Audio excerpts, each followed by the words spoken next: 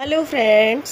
सो मैं आ गई हूँ अगेन एक और जेई का क्वेश्चन लेके। The question is a line is drawn through the point 1, 2 to meet the coordinate axis at P and Q such that it forms a triangle OPQ where O is the origin. If the area of triangle OPQ is less than the slope of line OPQ is least, then slope of line PQ is okay. सो वही ये maxima और इस question को हम कैसे solve करेंगे ये मैं आपको बता देती हूँ। यहाँ पे क्या करेंगे, हमने पहले ये कोऑर्डिनेट एक्सिस है, ये ओरिजिन है, यहाँ से किसी पॉइंट 1, 2 से इस पे ये लाइन डाली स्लोप, तो ये लाइन PQ हमारी बनी। अब हमें स्लोप ऑफ लाइन PQ निकालना होगा। तो हम ले लेते हैं कि slope of line PQ is M।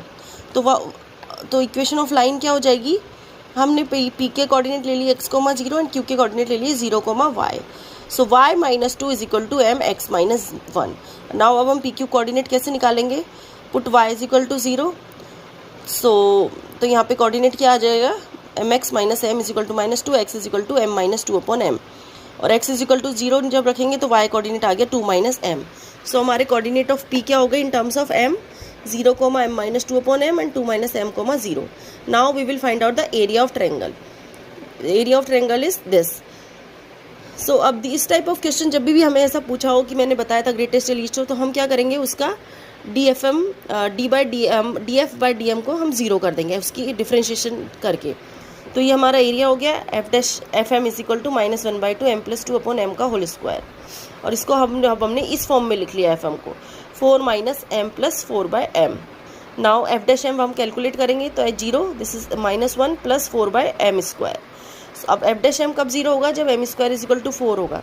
तो m की वैल्यू क्या हो जाएगी, +-2। अब हम इन दोनों वैल्यूज़ के लिए FM की वैल्यू निकालेंगे। तो F2 = आया 0 एंड F of -2 आया 8।